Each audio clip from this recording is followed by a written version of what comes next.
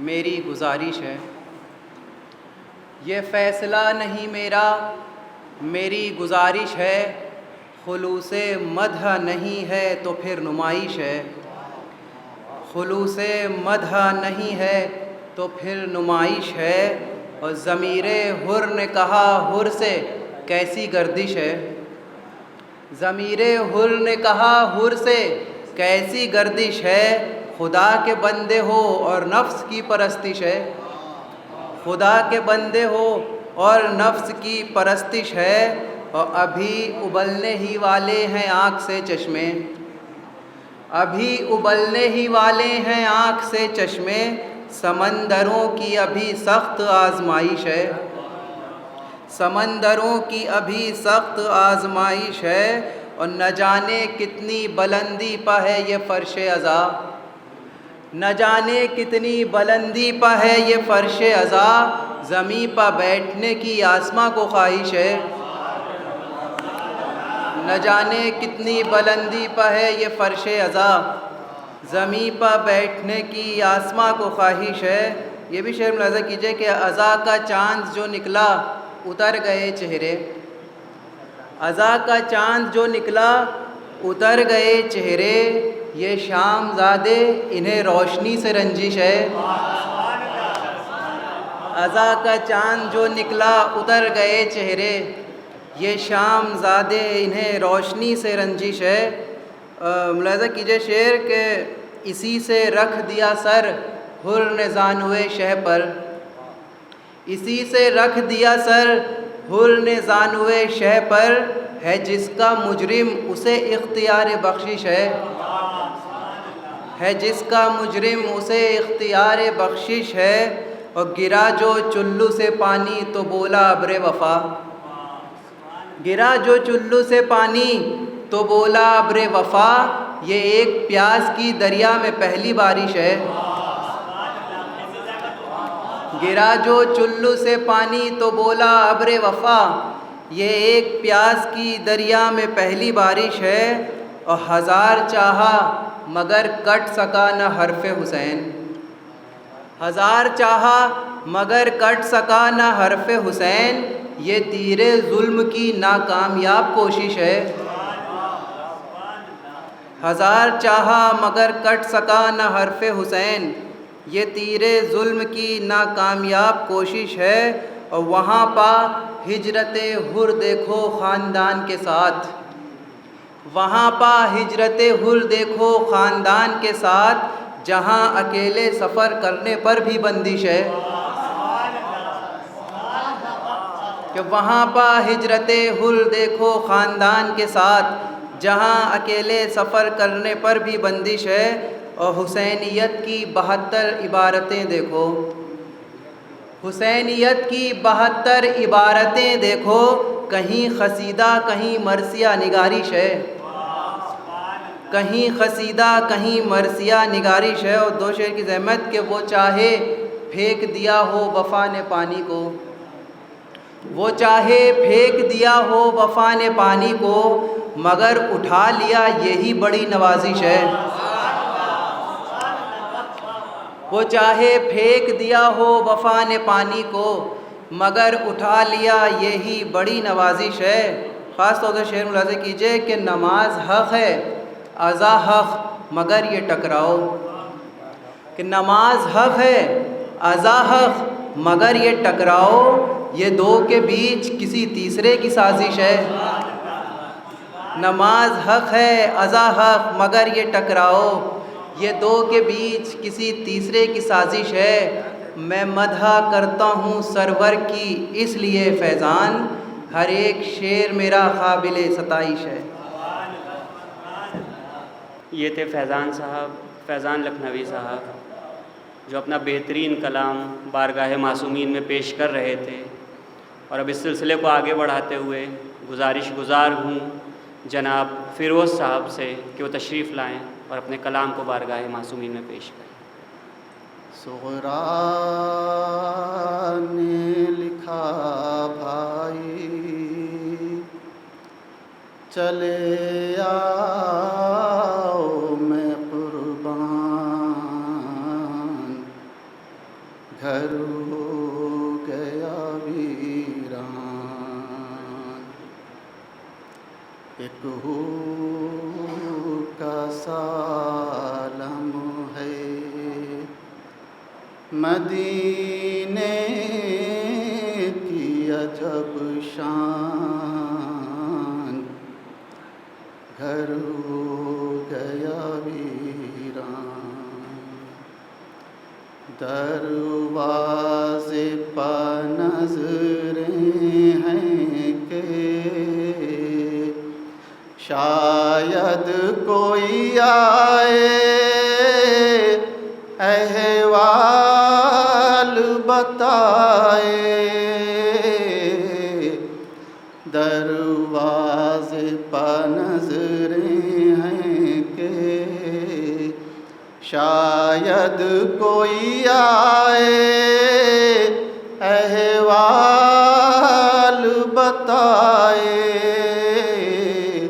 دھڑکا سا لگا رہتا ہے ہر لمحہ ہر ایک آن، گھر ہو گیا ویران، جب پیتی ہوں پانی تو کوئی کہتا ہے گویا پیاسی ہے سکینہ،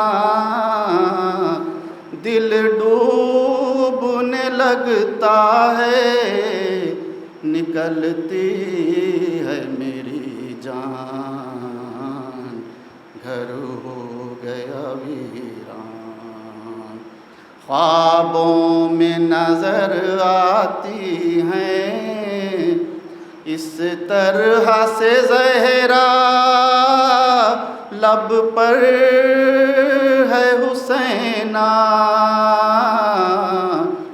آنکھوں سے رواں اشک ہیں اور بال پریشان، گھر ہو گیا ویران، بیمار ہوں تب بڑھتا ہے مر جاؤں گی کس دن، صحت نہیں ممکن، آ جاؤ تمہیں دیکھ لوں کچھ دن کی ہوں مہمان، گھر ہو گیا ویران، راس آ گئی مٹی تمہیں کیا کرب و بلا کی، بھائی میرے بھائی اب کیجیو گھر آنے کا جلدی کوئی سامان، گھر ہو گیا ویران، شیشی میں جو کچھ خاک ہے نظروں میں ہے ہر دم، راحت ہو کم از کم، لگتا ہے فلک روئے گا آنے کو ہے طوفان، گھر ہو گیا ویران، بھائی سے بہن کی یہی فریاد تھی فیروز، آ جاؤ کسی روز، بھائی سے بہن کی یہی فریاد تھی فیروز، آ جاؤ کسی روز، آ جاؤ کہ باقی ہے ابھی آنکھوں میں کچھ جان، گھر ہو گیا ویران، قرآن لکھا بھائی۔ اب گزارش کرتا ہوں صاحبہ جربلی صاحب سے کہ وہ اپنے بہترین کلام سے ہمارے قلوب کو منور کریں اور بارگاہ معصومین میں اپنا نذرانہ عقیدت پیش کریں۔ کہ جو شے ہے مقدس اسے ہم چومتے ہیں، کہ جو شے ہے مقدس اسے ہم چومتے ہیں، اور جس طرح سے تابوت و علم چومتے ہیں۔ جو شے ہے مقدس اسے ہم چومتے ہیں، جس طرح سے تابوت و علم چومتے ہیں۔ اور گزرا ہے ابھی قافلہ اشک عزا اور لوگ آنسوؤں کے نقش قدم چومتے ہیں، لوگ آنسوؤں کے نقش قدم چومتے ہیں۔ یہ بھی بھائی سماعت فرمائیے گا کہ سچی میری آنکھیں ہیں تو صادق آنسو، کہ سچی میری آنکھیں ہیں تو صادق آنسو، نکلے ہیں مصائب کے مطابق آنسو، نکلے ہیں مصائب کے مطابق آنسو، اور ایمان کی دہلیز پہ رک جاتے ہیں، آتے نہیں آنکھوں میں منافق آنسو، آتے نہیں آنکھوں میں منافق آنسو۔ اور چشمے غم سرور میں ڈھلے ہیں آنسو، چشمے غم سرور میں ڈھلے ہیں آنسو، چشمے غم سرور میں ڈھلے ہیں آنسو، اور مجلس کی فضاؤں میں پلے ہیں آنسو، مجلس کی فضاؤں میں پلے ہیں آنسو، اور رومال زہرا کی زیارت کے لیے آنکھوں سے بلا فصل چلے ہیں آنسو۔ چند شعر سماعت فرمائیے گا، سلام کے پیش کر رہا ہوں۔ مطلب ہے کہ لہن علی اکبر کی ہے معراج جہاں تک، کہ لہن علی اکبر کی ہے معراج جہاں تک، داؤد کی آواز بھی پہنچی نہ وہاں تک، کہ لہن علی اکبر کی ہے معراج جہاں تک، داؤد کی آواز بھی پہنچی نہ وہاں تک۔ تو سماعت فرمائیے گا، یہ بھی مطلب کہ معلوم نہیں ہم کو گیا کون کہاں تک، کہ معلوم نہیں ہم کو گیا کون کہاں تک، اور ہم فرش عزا سے چلے آئے ہیں جنا تک، ہم فرش عزا سے چلے آئے ہیں جنا تک، ہم فرش عزا سے چلے آئے ہیں جنا تک۔ اور قاسم نے کہا ذائقہ موت ہے شیریں، قاسم نے کہا ذائقہ موت ہے شیریں، اس قول سے قاصر رہی میثم کی زباں تک، اس قول سے قاصر رہی میثم کی زباں تک۔ قاسم نے کہا ذائقہ موت ہے شیریں، اس قول سے قاصر رہی میثم کی زباں تک، اور انکار ہی منزل ہے تیری طالب بیعت، انکار ہی منزل ہے تیری طالب بیعت، تو کیسے پہنچ سکتا ہے شبیر کی ہاں تک، انکار ہی منزل ہے تیری طالب بیعت، تو کیسے پہنچ سکتا ہے شبیر کی ہاں تک۔ اور درگاہ ابوالفضل کے سائے میں ہم آئے، سماعت فرمائیے گا کہ درگاہ ابوالفضل کے سائے میں ہم آئے، محسوس ہوا ہے در جنت ہے یہاں تک، محسوس ہوا ہے در جنت ہے یہاں تک۔ اور سماعت فرمائیے گا کہ جس طرح ایک نعرہ سلوات،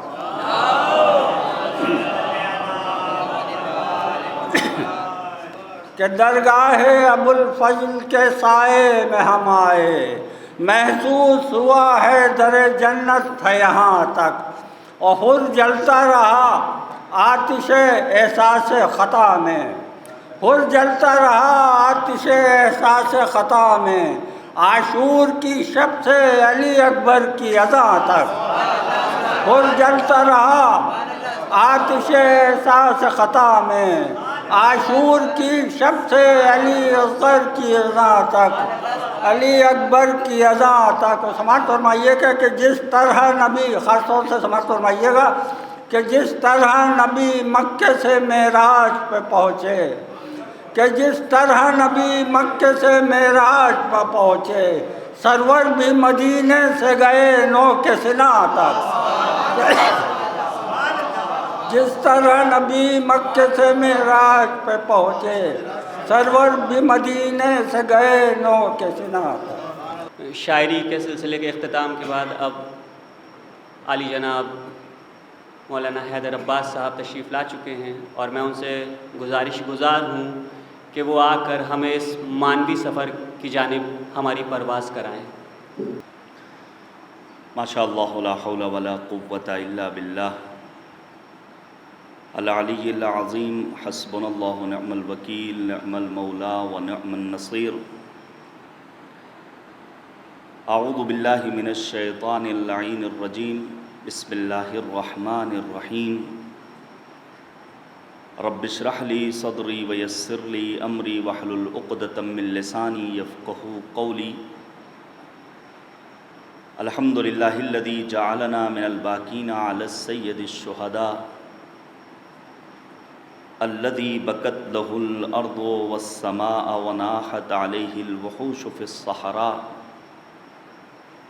والطيور بين الفضاء، وصلى الله على جده محمد المصطفى وعلى أبيه علي المرتضى وأمه سيدة النساء وأخيه أخي العلم والوفاء وبقية الأئمة الهدى وأنصاره المرملين بالدماء وسائر المستشهدين في أرض كربلاء، واللعنة الدائمة الباقية على قاتليه الأعداء وظالميه الأشقياء ما دام الصبح والمساء، أما بعد فقد قال الله تبارك وتعالى في الفرقان العلى: أعوذ بالله من الشيطان الرجيم، بسم اللہ الرحمن الرحیم، ولا تطع الکافرین والمنافقین ودع اعداءهم وتوکل علی اللہ وکفی باللہ وکیلا۔ صلوات بھیجیے گا بر محمد۔ عزیزان گرامی، گزارش ہے کہ ایک مرتبہ سورہ حمد اور 3 مرتبہ سورہ اخلاص کی تلاوت کر کے مرحوم و مغفور جناب سید محمد عالم رضوی ابن جناب مرحوم سید نجف علی رضوی مرحوم کی روح طیبہ کو ارسال فرما دیں۔ اللہم صلی علی محمد وعلی محمد، اللہم صلی علی محمد۔ عزیزان گرامی، ایک نہایت ہی معتبر شخصیت کے 40ویں کی مناسبت سے مجلس اعزا ہے، اور اس کنبے کے لیے بڑا سخت مرحلہ امتحان تھا۔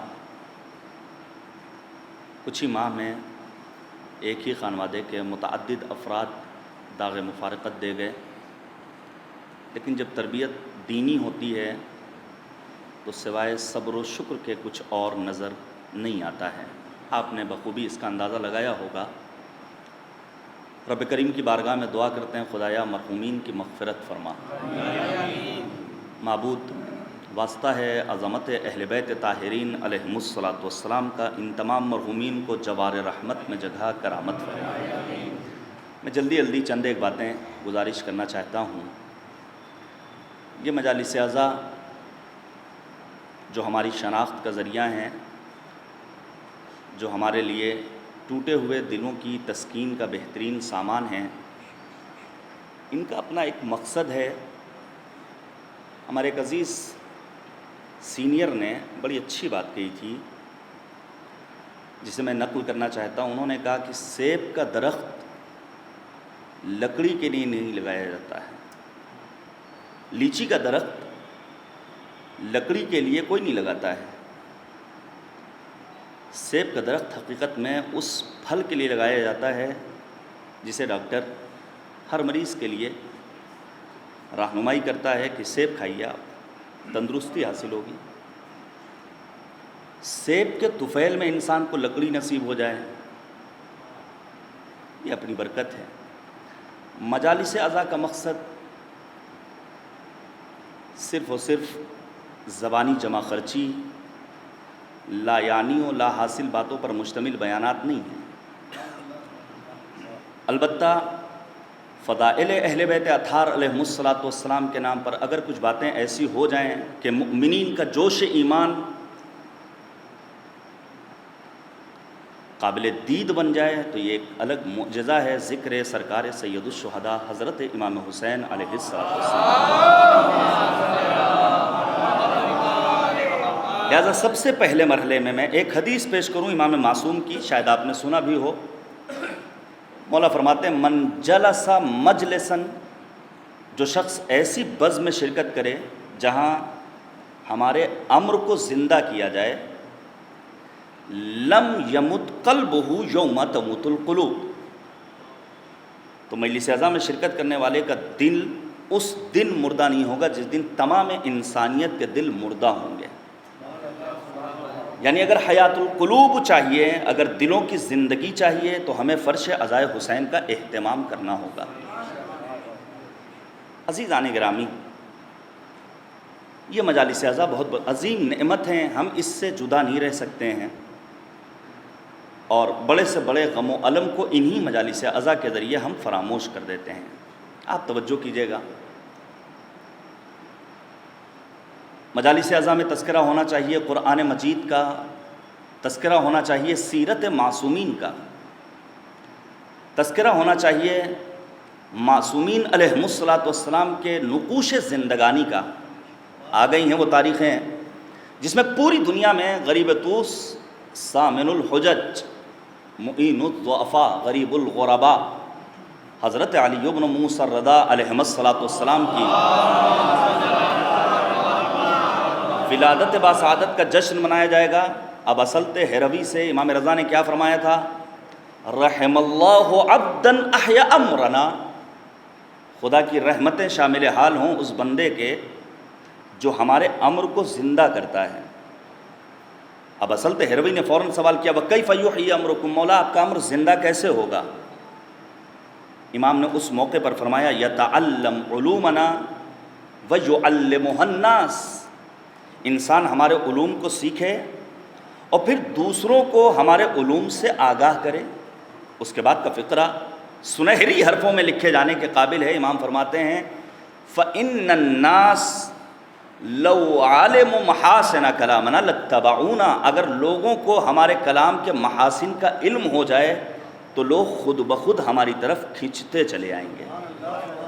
آپ پڑھیے شہید مطہری رضوان اللہ تعالیٰ علیہ کے لٹریچر کو، امیر المؤمنین کی شخصیت کے سلسلے میں شہید بزرگوار نے جاذبہ و دافع امام علی کے نام سے جو کتاب لکھی، اردو میں ترجمہ موجود ہے کہ مولا امیر المؤمنین کی ذات گرامی میں ایک جاذبیت تھی، تنہا ذات سرکار سید الشہداء میں نہیں، ذات بی بی دو عالم صدیقہ طاہرہ میں، ذات سرکار سید الشہداء امام حسین میں، ذات پیغمبر خاتم میں، متعدد نمونے آپ کو مل جائیں گے جہاں لوگوں نے فقط خطبہ صدیقہ طاہرہ کو سن کر اپنے آپ کو شیعہ بنا لیا، جہاں فقط مجالس اعزا میں شرکت کر کے ایک غیر شیعہ کتاب لکھ دیتا ہے قد شیعان الحسین، مجھے امام حسین کی ذات گرامی نے اپنا گرویدہ بنا لیا۔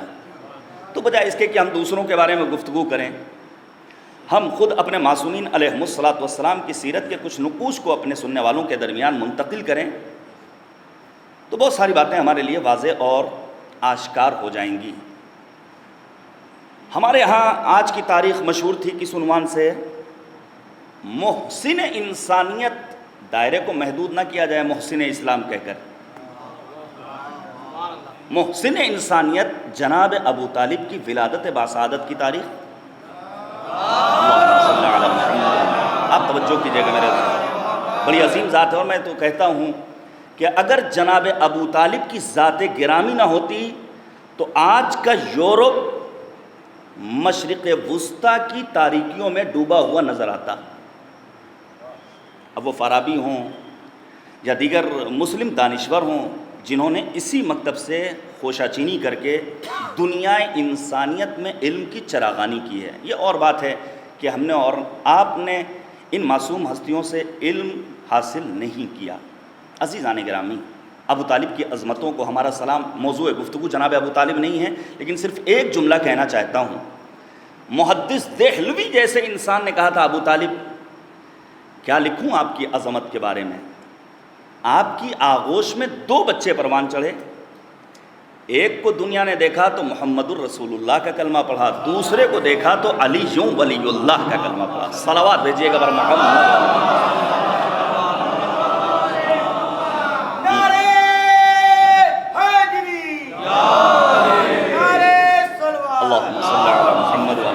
ایک بات اور کہہ دوں، ایمان ابو طالب پر گفتگو نہیں ہونی چاہیے، لیکن فرض کیجئے اگر ایمان ابو طالب پر آج کا مسلمان گفتگو کرنا چاہے تو جناب ابو طالب کے 2 خطبات کافی و وافی ہیں۔ ایک وہ خطبہ جو جناب ابو طالب نے اپنی شادی کے موقع پر قراءت فرمایا، شروعات کہاں سے کی؟ الحمدللہ رب العالمین۔ ابھی قرآن نازل نہیں ہوا تھا، ابھی تو پیغمبر خاتم کی ولادت باسعادت بھی نہیں ہوئی تھی۔ اس کا مطلب یہ ہوا، یہ نہیں کہا جا سکتا کہ جناب ابو طالب نے حمد پروردگار میں قرآن کی تأسی کی، نہیں، بلکہ پروردگار کو ابو طالب کے یہ کلمہ تعریف اتنے پسند آئے کہ قرآن کی ابتدا ہی الحمدللہ رب العالمین سے کرتی۔ دوسرا خطبہ عزیزان گرامی وہ خطبہ ہے جو اعلان نبوت سے برسوں قبل جناب ابو طالب نے پیغمبر خاتم کی شادی کے موقع پر قراءت فرمایا، اس میں بھی الحمدللہ سے ہی شروعات کی ہے۔ یہ ہے ایمان ابو طالب۔ میدان رہبہ میں امیر المؤمنین کا دشمن ابو طالب کو جواب دینا، جب اس نے کہا کہ آپ تو کل ایمان ہیں لیکن آپ کے بابا معاذ اللہ جہنم میں جائیں گے، امیر المؤمنین غیظ و غضب میں آ گئے۔ میں بارہا کہتا ہوں ہمیں ہر جگہ غصہ نہیں کرنا ہے، جہاں دینی مقدسات کی توہین ہو رہی ہو، قرآن کی توہین کی ہے وسیم نے، تو ہمیں اور آپ کو غصہ کرنا ہے، وہاں خاموشی نہیں چلے گی، بے تکا غصہ نہیں کرنا ہے، بیجا غصہ نہیں کرنا ہے۔ زن و شوہر کے درمیان غصہ اس حد تک نہ ہو جائے کہ اختلافات گھر سے باہر پہنچ جائیں۔ امیر المؤمنین نے غصہ کیا ہے اور امیر المؤمنین کہتے ہیں اس کے باپ کو تم جہنم تک پہنچا رہے ہو جو قسیم النار والجنہ ہے۔ امیر المؤمنین نے غصہ کیا ہے اور کہا تیرا حال برا ہو، اس کے حق میں بد دعا کی ہے۔ عزیزان گرامی، جناب ابو طالب پر ہمارا لاکھوں سلام۔ میں گفتگو کو آگے بڑھاتا ہوں۔ یہ قرآن مجید بڑی عظیم کتاب ہے، وقت نہیں رہا وگرنہ میں قرآن کے سلسلے میں ضرور چاہے 2 جملے بولوں، بولتا ضرور ہوں۔ سورہ مبارکہ احزاب آیت نمبر 48، کریم پروردگار آواز دے رہا ہے، اے پیغمبر لا تطع الکافرین والمنافقین، خبردار آپ کفار کی اور منافقین کا اتباع مت کیجیے گا۔ اس کے بعد پیغمبر کو خطاب کر کے نبی کو آواز دے کر مالک کریم کہتا ودع عاداہم وتوکل علی اللہ وکفا باللہ وکیلا۔ 3 حکم دیے ہیں کریم پروردگار نے اپنی اس ایک آیہ مبارکہ میں، آپ توجہ کیجیے گا۔ سب سے پہلا حکم، خبردار کفار و منافقین کی اطاعت مت کیجیے گا۔ توجہ کیجیے گا، ایک علمی گفتگو ہے۔ منافقین اور کفار کی اطاعت سے روکا ہے کریم پروردگار نے۔ جب کبھی بات اطاعت کی آتی ہے تو کم از کم 3 طرح کے اطاعت کو ہم دیکھ سکتے ہیں۔ ایک اطاعت وہ ہے جو مطلقاً کرنا ہی کرنا ہے، جہاں پر چوں اور چرا کی کوئی گنجائش نہیں ہے۔ وہ اطاعت کس کی ہے؟ کریم پروردگار کی۔ نماز پڑھو، پڑھنا ہے، روزہ رکھو، رکھنا ہے، خمس نکالو، پابندی کرنا ہے، واجبات دین کی پابندی کرو، کرنا ہے، نبی اعظم کے حکم کا اتباع کرنا بدون چوں و چرا، یہ ہماری اور آپ کی ذمہ داری ہے۔ اہل بیت طاہرین علیہم الصلاۃ والسلام کے حکم کو ماننا یہ ہمارے فریضے میں شامل ہے۔ تو پہلی قسم ہے اطاعت کی جہاں ہمیں کسی بھی طرح کی چوں اور چرا کی کوئی گنجائش باقی نہیں دکھتی ہے۔ انہی آیات میں ایک آیہ کریمہ کیا ہے؟ سورہ نساء کی آیت نمبر 59، یا ایھا الذین آمنوا اطیعوا اللہ واطیعوا الرسول واولی الامر منکم، اطاعت کرو خدا کی، رسول کی اور صاحبان امر کی۔ خود اس کی اپنی ایک تفسیر ہے، توجہ کیجیے گا میرے عزیزوں، میں جہاں تک لے جانا چاہتا ہوں۔ معمولاً عشرت صاحب اعلی اللہ مقامہ اور ان کے برادر بزرگوار کی جو 40ویں کی مجلس میں نے پڑھی تھی، اس میں کچھ باتوں کی جانب اشارہ کیا تھا، میں تکرار ہرگز نہیں کرنا چاہتا ہوں. اور اس مجلس کے سلسلے میں فرض کیجئے کسی کو کوئی سوال ہو تو براہ راست مجھ سے دریافت کر سکتا ہے. عزیزان گرامی، دو چیزوں کے درمیان اگر عقلی، منطقی اور شرعی رابطہ نہ پایا جائے تو اسے کہتے ہیں یہ عمل خرافاتی ہے. مثلا میں نے مثال دی تھی بلی کا راستہ کاٹ جانا. مثال کے طور پر گھر سے نکلتے وقت پہلے زمانے میں یہ بہت ہوتا تھا، بچہ اگر ٹوک دیتا تھا کہاں جا رہے ہیں تو گھر کے بزرگ رک جایا کرتے تھے، یا چھینک دیا انسان. اور ابھی بھی اس قسم کے مسائل بہت زیادہ ہیں. عزیزان گرامی، جہاں دو چیزوں کے درمیان عقلی اور منطقی اور شرعی رابطہ نہ پایا جائے وہ ہے بدعت. لیکن بعض احکام خداوندی ہمیں ایسے نظر آتے ہیں، ہماری شریعت میں بعض قوانین ایسے نظر آتے ہیں جہاں دو چیزوں کے درمیان بظاہر عقلی رابطہ نہیں ہے، شرعی رابطہ نہیں ہے، بظاہر منطقی رابطہ نہیں ہے، لیکن چونکہ شریعت کہہ رہی ہے تو ہمیں ماننا ہے. مثال کے طور پر روایت کہتی ہے جب زنا عام ہوتا ہے تو ناگہانی موتوں میں اضافہ ہوتا ہے. اب اس بدکاری، بدفعلی جسے زنا کہا جاتا ہے، اس میں اور ناگہانی موت میں بظاہر کوئی عقلی رابطہ نہیں ہے، لیکن چونکہ پروردگار نے کہا ہے لہذا ہمیں اپنے سر تسلیم کو خم کر دینا ہے. یا مثال کے طور پر روایت کہتی ہے کہ اگر انسان بدکاری کی طرف قدم آگے بڑھائے گا تو زلزلہ زیادہ آئے گا. زلزلے میں اور اس بدفعلی میں، بدکاری میں بظاہر کوئی رابطہ نہیں ہے، لیکن چونکہ شریعت کہہ رہی ہے لہذا ہمیں اپنے سر تسلیم کو خم کر دینا. میں روایت پیش کروں، چھٹے امام حضرت امام جعفر صادق علیہ السلام، آپ توجہ کیجئے گا میرے عزیزوں. امام صادق نے فرمایا جب معاشرے میں چار چیزیں عام ہو جائیں تو چار طرح کی بلائیں اور مصیبتیں اس معاشرے کو اپنے حصار میں لے لیتی ہیں. بظاہر ان چار چیزوں میں اور ان بلاؤں میں کوئی رابطہ نہیں ہے. زنا عام ہو جائے تو زلزلہ اور ناگہانی موتوں میں اضافہ ہوتا ہے. امام کہتے ہیں اگر زکوٰۃ اور خمس کی پابندی نہ کی جائے تو جو پالتو جانور ہیں وہ تلف ہو جاتے ہیں، بظاہر کوئی رابطہ نہیں ہے. امام کہتے ہیں کہ اگر حاکم بے انصاف ہو جائے تو خداوند کریم کی جانب سے رحمتوں کی بارش بند ہو جاتی ہے. امام کہتے ہیں اگر ذمی کافر کو تقویت ملے تو مشرکین مسلمانوں پر قبضہ کر لیں. چار چیزیں ہیں، ان چار چیزوں کو وجود میں آنے کے بعد پھر طرح طرح کی بلائیں اور مصیبتیں انسان دیکھ سکتا ہے. بظاہر کوئی رابطہ نہیں ہے، لیکن چونکہ شریعت نے کہا ہے لہذا ہمیں اسے قبول کرنا ہے. لیکن جہاں عقلی، منطقی اور شرعی رابطہ نہ ہو وہ بدعت کے سوا کچھ اور نہیں ہے. الا ماشاءاللہ آپ مثالیں تلاش کر سکتے ہیں اپنے سماج میں اور اپنے معاشرے میں. عزیزان گرامی، میں بات کو آگے بڑھاؤں. قرآن مجید نے بھی کہا ہے اگر معاشرے میں تقویٰ ہو تو برکت آتی ہے. قرآن کہتا ہے اگر زکوٰۃ نہ دے انسان تو قحط پڑتا ہے. یا یہ کہ قرآن کہتا ہے تم راہ خدا میں انفاق کرو، پروردگار تمہارے مال میں اضافہ کرے گا. توجہ کیجئے گا، شاید آپ محسوس کر سکیں. شریعت نے ہم سے مطالبہ کیا سالانہ بچت پر خمس نکالو. ہر انسان دیکھ رہا ہے کہ 1000 روپے میں 200 خمس نکال دیا تو اب 800 بچے. برکت کہاں ہے؟ یہاں تو کمی ہو گئی. اس کے برخلاف ربا کو آپ لے لیجئے، سود 1000 دیجئے، 1500 لے لیجئے، وہاں تو اضافہ ہو رہا ہے. لیکن مالک کیا کہہ رہا ہے؟ یمحق اللہ الربا ویربی الصدقات. قرآن مجید نے اعلان کیا کریم پروردگار راہ خدا میں خرچ کی جانے والی دولت میں اضافہ کرتا ہے، ربا میں برکت اور سود میں کسی طرح کا کوئی اضافہ مالک کے یہاں نظر نہیں آتا ہے.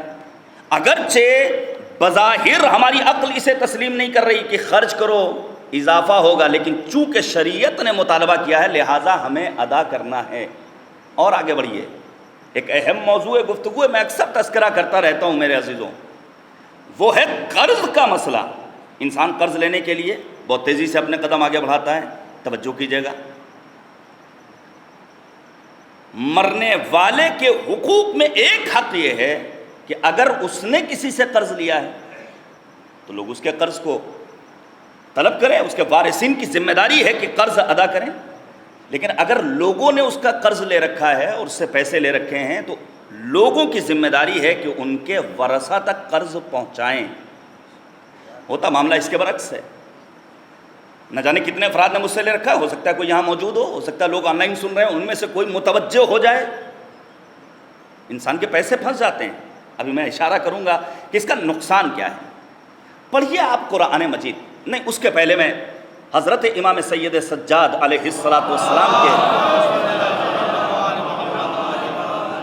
رسالۃ الحقوق سے 36واں حق بیان کروں جو امام نے قرض خواہ کا حق بیان کیا ہے. امام سجاد فرماتے ہیں وَأَمَّا حَقُّ الْغَرِيمِ الطَّالِبِ لَكَ فَإِن كُنْتَ مُؤْسِرًا أَوْفَيْتَهُ وَأَغْنَيْتَهُ وَلَمْ تَرْدُدْهُ وَتَمْتُلْهُ فَإِنَّ رسول اللہ قال مَطْلُ الْغَنِيِّ ظُلْمٌ. اگر اللہ نے دولت دی ہے اور کوئی تم سے مطالبہ کرنے کے لیے آ گیا تو بسم اللہ. اور اگر تمہارے پاس دولت و ثروت ہے، امکانات ہے، تم نہیں دے رہے ہو تو یہ تم اس پر ظلم کر رہے ہو. اور ظالم کا انجام کیا ہوگا؟ قرآن نے جا بجا اشارہ کیا ہے. عزیزان گرامی، لہٰذا قرض دینے کی بڑی تاکید ہے. اور میں ایک بات اور بیان کر دوں، اسلام وہ مذہب ہے جس نے قرض دینے کی تاکید کی ہے. قرض لینے کی کہیں ترغیب آپ کو نہیں ملے گی. رسول خاتم نے فرمایا، پیغمبر فرماتے ہیں کہ دولت مند کا ٹال مٹول کرنا ظلم ہے.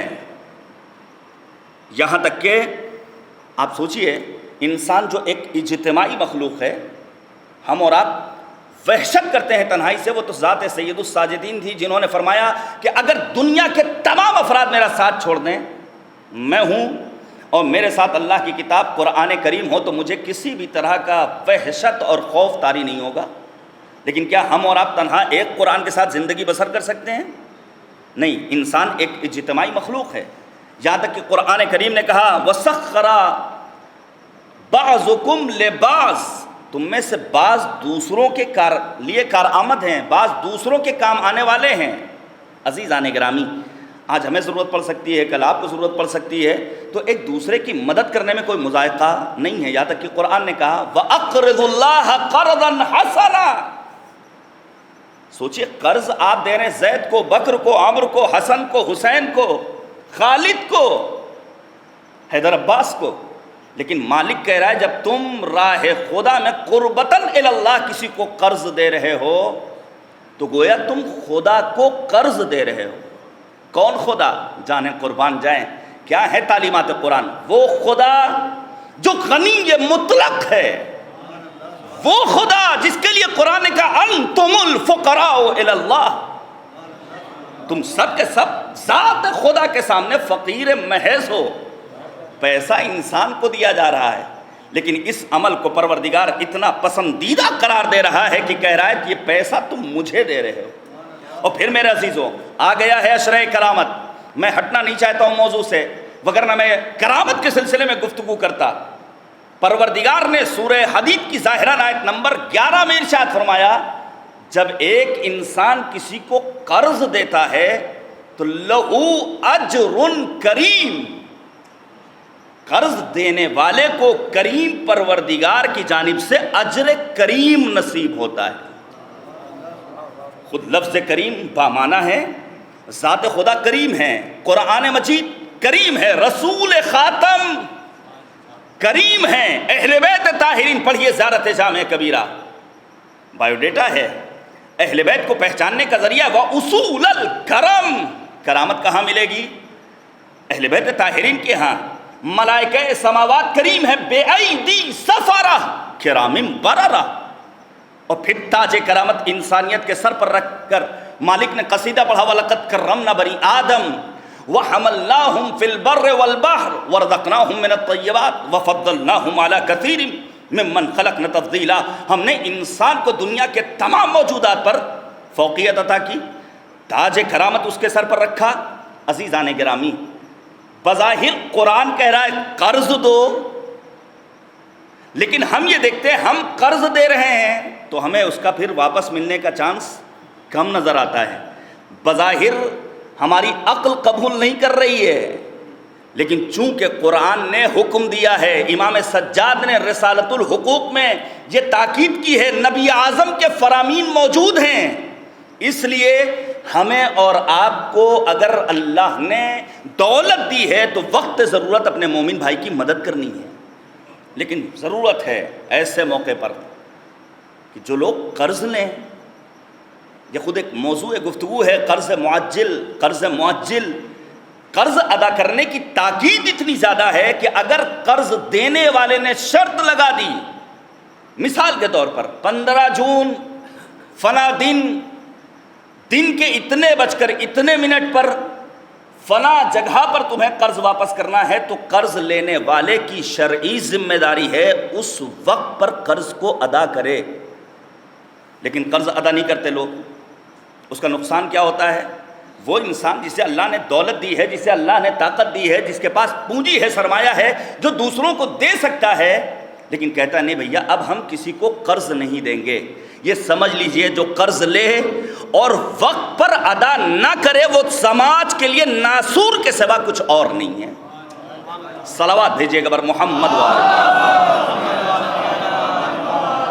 تو پہلی اطاعت وہ ہے اطاعت مطلق، جہاں ہمیں اور آپ کو حکم خدا، حکم رسول، حکم اہل بیت طاہرین کے سامنے اپنے سر تسلیم کو خم کر دینا ہے۔ دوسری اطاعت جو ممنوع ہے، جس کی اجازت نہیں ہے، بعض افراد یہ تصور کرتے ہیں کہ مولوی صاحب سے جو کہہ دیا جائے بس وہ پڑھ دیں مولوی صاحب۔ یہ تنہا آج کے دور میں نہیں ہے، رسول کے زمانے میں سوچئے، نیا اسلام آیا ہے، ابھی رسول خاتم نے اعلان نبوت نہیں کیا، لوگوں کے مختلف افکار رکھنے والوں کے، مختلف خیالات کے حامل افراد کے طرح طرح کے توقعات ہوتے تھے، تو کیا پیغمبر خاتم سب کی باتوں کو مان لیتے تھے؟ نہیں۔ خانہ کعبہ جب کعبہ بنا ہے تو بہت سارے لوگوں نے، مسلمانوں نے کہا ہے پیغمبر ایسا مت کیجئے، یہودیوں کو اچھا نہیں لگے گا۔ پیغمبر خاتم سے جیسے ہی یہ مطالبہ ہوا، فوراً قرآن مجید کی آیت کریمہ نازل ہوئی، لن ترضى عنك اليہود ولا النصارى، یہ یہود و نصارہ تم سے کبھی بھی راضی نہیں ہوں گے۔ اس کا مطلب یہ ہوا بعض اطاعتیں وہ ہیں جو ممنوع ہیں، جنہیں ہمیں اور آپ کو تسلیم نہیں کرنا ہے۔ پیغمبر اعظم مکے میں تھے اور اکثریت مکے میں کافروں کی تھی، آج بھی ایسا ہی ہے، اکثریت یہاں کسی اور کی ہے، ہم اقلیت میں ہیں، اور پھر اکثریت جو چاہتی ہے اقلیت پر تھوپ دیتی ہے۔ اقلیت میں رہنے والے افراد کھٹ کر زندگی بسر کرتے ہیں، روحی اذیتوں میں مبتلا رہتے ہیں۔ یہی دور پیغمبر کا عالم تھا۔ پیغمبر خاتم کے دور میں مکے میں کافروں کی اکثریت ہے، اقلیت مسلمانوں کی ہے۔ کچھ بھی آتا تھا مسلمان پریشان ہو جایا کرتے تھے۔ قرآن مجید میں ارشاد ہوا، خبردار اکثریت کے پیچھے مت جائیے گا۔ توجہ کیجیے گا، قرآن کریم کتنی حسین کتاب ہے، سورہ مبارکہ انعام آیت نمبر 116 مالک نے آواز دی، وَإِن تُطِعْ أَكْثَرَ مَنْ فِي الْأَرْضِ يُضِلُّوكَ عَنْ سَبِيلِ اللَّهِ، اے پیغمبر اگر آپ نے اکثریت کا اتباع کیا تو یہ آپ کو صراط مستقیم سے منحرف کر دیں گے۔ إِن يَتَّبِعُونَ إِلَّا الظَّنَّ وَإِنْ هُمْ إِلَّا يَخْرُصُونَ، یہ صرف اور صرف وہم و گمان کی اتباع کرنے والے لوگ ہیں۔ عزیزان گرامی دیکھیے، دینی معاملات میں اگر انسان وہم و گمان پر عمل کر لے تو چلتا ہے، لیکن دنیاوی معاملات میں اگر وہم و گمان پر عمل کر لے، لیکن اگر دینی معاملات ہیں تو وہاں یقین کامل ہونا چاہیے۔ بغیر یقین کامل کے انسان ترقی کی راہ کا راہی نہیں بن سکتا ہے۔ میں آپ کے سامنے مثال پیش کروں، مثلا آپ جنگ جمل کو لے لیجئے۔ بعض افراد ہیں جو حیران تھے، جو پریشان تھے، جو سرگردان تھے، کیونکہ انہیں یہ نہیں سمجھ میں آ رہا تھا کہ حق کدھر ہے، باطل کدھر ہے۔ ایک طرف طلحہ ہیں، زبیر ہیں، ام المومنین عائشہ ہیں، دوسری طرف امیر المؤمنین عمار، مالک اشتر، کتنے جلیل القدر اصحاب ہیں. اب انہیں یہ نہیں سمجھ میں آ رہا ہے کہ حق ادھر ہے جدھر ام المؤمنین ہیں، یا حق ادھر ہے جدھر امیر المؤمنین ہیں. انہوں نے آ کر کے مولا کے سامنے اس مسئلے کو پیش کیا. جانے قربان جائیں، امیر المؤمنین نے فصاحت و بلاغت سے لبریز ایک جملہ پیش کیا. مولا کہتے ہیں الحق لا یعرف بالرجال، ہوشیار رہو، حق کبھی بھی افراد کو یا افراد کے لباس کو دیکھ کر نہیں پہچانا جاتا ہے. اعرف الحق تعرف الاہلو، مولا کہتے ہیں حق پہچان لو، خود بخود اہل حق تمہیں سمجھ میں آ جائیں گے. لوگوں کو دیکھ کر حق نہیں پہچاننا ہے، بلکہ حق کی معرفت حاصل کرنی ہے. جب حق آ جائے گا سمجھ میں تو اہل حق خود بخود سمجھ میں آ جائیں گے. اب پڑھیے اب سورہ قلب. کریم پروردگار نے 9 طرح کے افراد کی اطاعت سے پیغمبر کو روکا ہے. فلا تطع المکذبین حماز مشاء بنمیم مناع للخیر معتد اثیم. اے پیغمبر جھوٹوں کا اتباع مت کیجیے گا، چغل خوروں کا اتباع مت کیجیے گا. یہ ہے قرآن مجید. تو نادرست مطالبے پر اطاعت ممنوع ہے. آنے والا ایک گروہ آتا ہے پیغمبر کی خدمت میں، اور جب پہنچا ہے، چونکہ نئے نئے مسلمان ہوئے تھے یہ لوگ، توجہ کیجیے گا، آج بہت سارے افراد ہیں. بہت اچھی بات کہی تھی کسی مجلس میں مولانا احمد علی عابدی صاحب اللہ نے، میں نے آن لائن سنی تھی. انہوں نے کہا آج دولت مندی یا عزت و شرافت و کرامت کا معیار یہ ہو گیا ہے، جو جتنا بڑا دولت مند ہوتا ہے وہ صف عزا میں ایک گوشے میں کھڑے ہو کر اتنے ہی آہستے سے ماتم کرتا ہے. یہ آج کا معیار ہو گیا ہے کہ یہ صاحب عزت ہیں، یہ صاحب دولت نہیں. ہم آپ سوچئے علامہ مہدی بحر العلوم رضوان اللہ تعالی علیہ، ایک عظیم فقیہ جس کی وقت کے امام سے ملاقات ہوتی تھی، وہ آتا ہے اور دست اعضا میں کھڑا ہو کر کے عزاداری کرتا ہے. اور کسی نے کہا آغا آپ مرجع مجتہد فقیہ کا جو میری نگاہیں دیکھ رہی ہیں وہ تم نہیں دیکھ رہے ہو، وقت کا امام صف اعضا میں کھڑا ہوا ہے. لیکن آج دولت مندی کا معیار عزت و جھوٹی کرامت و شرافت و بزرگواری کا معیار کیا ہے؟ اب تو لوگ سلام بھی نہیں کرتے. سلام کرنا تو دور ہے، سلام کرو تو جواب بھی نہیں دیتے ہیں. ایسے بہت سارے افراد ملیں گے. اور یہ شکوہ ہے دنیا انسانیت سے، یہ شکوہ ہے امیر المؤمنین کے. جبکہ امیر المؤمنین کے نے کیا خوب بیان کیا تھا کہ خالط الناس مخالطۃ ان متم معها بکوا علیکم وَإِنْ عِشْتُمْ حَنُّوا إِلَيْكُمْ. لوگوں کے ساتھ ایسے گھل مل جاؤ کہ اگر مر جاؤ تو لوگ تم سے ملنے کے مشتاق رہیں، اور اگر زندہ رہو تو لوگ تم سے ملنے لوگ تم سے ملنے کے مشتاق رہیں، مر جاؤ تو لوگ تم پر گریہ و زاری کریں. عزیزان گرامی، آنے والا ایک گروہ آیا ہے جس کے پاس دولت ہے، نئے نئے مسلمان ہوئے. کیا دیکھا؟ پیغمبر کے پاس فقیر ترین اصحاب بیٹھے ہوئے ہیں. ہم مجلسیں کرتے ہیں، فاتحہ کرتے ہیں، ہم بچوں کا عقیقہ کرتے ہیں، ہم شادی کے موقع پر ولیمے کا انتظام کرتے ہیں، لیکن کیا ہم کسی غریب انسان کو اپنی بز میں بلاتے ہیں؟ نہیں، یہ ہمارے معیار کے مطابق نہیں ہے. ہمارے کون آئے گا؟ وہی سوٹ بوٹ والا، وہی شرفا، وہی دولت مند، وہی مالدار افراد. آنے والا گروہ آتا ہے نبی کی خدمت میں. دیکھیے ہر قسم کی اطاعت قابل قبول نہیں ہے. آنے والا گروہ پہنچا ہے، دولت ہے، سرمایہ ہے. کیا دیکھا؟ نبی اعظم کے پاس جناب سلمان جیسا فقیر صحابی بیٹھا ہوا ہے، دولت نہیں ہے. آپ ممکن ہے بعد میں کہ سلمان فارسی کو میں نے فقیر کہہ دیا. نہیں، ایوب پیغمبر سب سے بڑے فقیر تھے انبیاء کی فہرست میں. سماج کی پریشانی یہ ہے میرے عزیزوں کہ ہمارے سماج نے مادیت میں فقط اپنے سے مافوق والے کو دیکھا ہے. اگر سماج، جملے کی قدر کیجیے گا، اگر سماج صرف اور صرف یہ باور کر لے کہ 1,24,000 انبیاء میں سلیمان جیسے مالدار ترین پیغمبر ہیں، تو انہی 1,24,000 پیغمبر میں ایوب پیغمبر جیسے فقیر ترین پیغمبر ہیں. تو کبھی بھی ہمارے یہاں لڑائیاں نہ ہوں، کبھی بھی چوری نہ ہو، کبھی بھی حسد نہ ہو. زیارت معصومہ قم ضرور پڑھیے گا. میں گزارش کروں گا آپ سے، پہلی ذیقعدہ روز ولادت کریمہ اہل بیت حضرت فاطمہ معصومہ سلام اللہ علیہا، جناب معصومہ قم کی زیارت کا فقرہ کیا ہے؟ اللہم انی اسألک ان تختم لی بالسعادہ. اس کے بعد کا فقرہ فلا تسلب منی ما انا فیہ. اس کے بعد ولا حول ولا قوت الا باللہ. یہ بڑا عظیم کلمہ ہے. امام سجاد نے رسالت الحقوق میں تمام حقوق کو بیان کرنے کے بعد اس کی تکرار کی ہے, لا حول ولا قوت الا باللہ. خدایا ہماری عاقبت بخیر ہو. جو نعمت تو نے آج ہمیں دے رکھی ہے اس میں کمی نہ ہو, اضافہ نہیں کرنا ہے نہ کر. اگر آج ہمارے پاس پنکھا موجود ہے تو خدایا ہم تیری بارگاہ میں دعا کرتے ہیں, فلا تسلب منی ما انا فی, یہ پنکھا ہم سے نہ لے لینا. کولر نہیں دے رہا کوئی مسئلہ نہیں, کولر ہے اے سی نہیں دے رہا کوئی مسئلہ نہیں, لیکن جو ہے وہ باقی رہے. آنے والے گروہ نے پیغمبر سے کہا ہے پیغمبر ان کو ہٹائیے, یہ جائیں تو ہم آ کر کے بیٹھیں. عزیزان گرامی, جیسے ہی پیغمبر خاتم سے یہ بیجا مطالبہ ہوا فوراً سورہ مبارکہ کہف کی آیت نمبر 28 نازل ہوئی.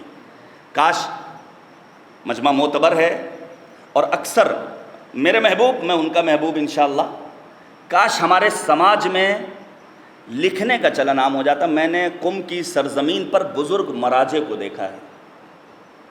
میں نے ہندوستان کی سرزمین پر حکیم محمد جناب ڈاکٹر قلب صادق صاحب کو دیکھا ہے, جو ہم جیسے طلاب کی مختصر سی تقریر کو بھی کوئی نہ کوئی پوائنٹ ضرور نوٹ کر لیتے تھے. لیکن سماج میں ابھی یہ بیداری نہیں آئی ہے. ٹھیک ہے, اگر پین نہیں ہے, کاغذ نہیں ہے, تو موبائل پہ نوٹ پیڈ تو موجود ہے. کم سے کم ہم آیت کا حوالہ تو نوٹ کر لیں کہ مولانا جو بیان کر رہے ہیں صحیح بھی ہے, وگرنہ ممبر پر بیٹھنے کے بعد کاغذ دکھانے والے بڑی تعداد میں آ گئے ہیں. اور ایسے افراد سے ہوشیار رہنے کی ضرورت ہے. دو طرح کے افراد سے ہوشیار رہنے کی ضرورت ہے. ایک وہ جو ممبر پر آنے کے بعد خالی اوراد و اذکار 18 مرتبہ فلاں تسبیح پڑھ لیجئے, چمتکار ہو جائے گا. عزیزان گرامی, علماء مخالف افراد ذاکرین کی فہرست میں اس وقت ان کی فین فالوئنگ دیکھ کر مجھے ہندوستانی عوام پر حیرت ہوتی ہے, اپنی ماں اور بہنوں پر حیرت ہوتی ہے. ان کو سننے والے کتنے ہیں؟ سماج معاشرہ اس وقت ترقی کرے گا جب انسان اپنی فکر کو استعمال کرے.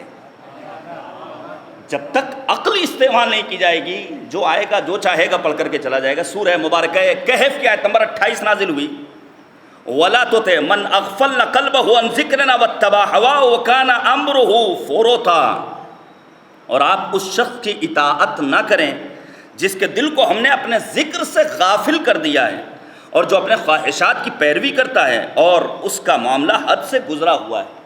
جیسے ہی آیت کریمہ نازل ہوئی, چونکہ جناب سلمان فارسی اور دیگر اصحاب بیٹھے ہوئے ہیں, نبی اعظم نے اس آیت کریمہ کو سننے کے بعد فوراً کہا فقراء کی معیت سے ہم دور ہٹنے والے نہیں ہیں. پھر پیغمبر کہتے ہیں معکم المحیا و معکم الممات, ہماری زندگی بھی تم سے وابستہ ہے, ہماری موت بھی تمہارے ہی ساتھ ہے, ہم موت و حیات میں تمہیں اپنے سے جدا نہیں ہونے دیں گے.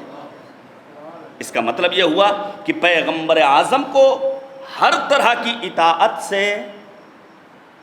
روکا گیا ہے. ہاں, جو اطاعت خداوند سبحان ہو اس کا حکم دیا گیا ہے. تیسری اطاعت, ایک باپ کے اصالہ ثواب کی مجلس ہے, مرحوم کے خانوادے سے, مرحوم کے بچوں سے آپ واقف ہیں. یہ واقعاً حسین کام ہے. لٹریچر معتبر ہونا چاہیے. کتابیں بہت ساری چھپ رہی ہیں. جس طرح آج آپ کو مجالس عزا میں مختلف طرح کے افراد فراز ممبر پر آنے والے نظر آئیں گے, کتاب پڑھنے کا سلیقہ ہمارے سماج میں آ جانا چاہیے. سید العلماء ہوں, خطیب اعظم ہوں, علامہ جوادی علی اللہ مقامہ ہوں, موجودہ دور میں جوان صاحبان قلم کو پہچاننا یہ آپ کی ذمہ داری ہے میرے عزیزوں. ہمارے یہاں کتاب خوانی کا کلچر ابھی تک ڈیولپ نہیں ہوا ہے. میں نے بارہا مختلف مجلسوں میں اسی شہر لکھنؤ میں ایک بات کہی ہے, مصباح المتحجج جیسی کتاب سے لے کر آج کی وظائف الابرار تک علماء نے, بزرگوں سے لے کر ہم جیسے چھوٹے چھوٹے مولویوں نے دعا کے سلسلے میں بہت کام کیا ہے. حق تھا, البتہ دعاؤں میں بھی صحیفہ سجادیہ آج ہمارے گھروں میں نہیں ہے. صحیفہ سجادیہ سے ہم واقف اور آگاہ نہیں ہیں, لیکن دعاؤں پر کام کیا ہے علماء نے. جتنا کام دعاؤں کے, اذکار کے اور اوراد کے سلسلے میں ہوا ہے, اگر اس کا 50% بھی اخلاقیات معصومین کے سلسلے میں ہوتا تو سماج میں کبھی بھی آپ تنزل ہی نہیں دیکھ سکتے تھے. اخلاقیات پر کام نہیں ہوا ہے. آپ سوچئے ایک کام زیر نظر آیت اللہ العظمیٰ جوادی آملی حفظ اللہ شاگرد امام خمینی وقار تشیع ہیں یہ حضرات، مفاتیح الحیات اردو میں ترجمہ ہو چکا ہے،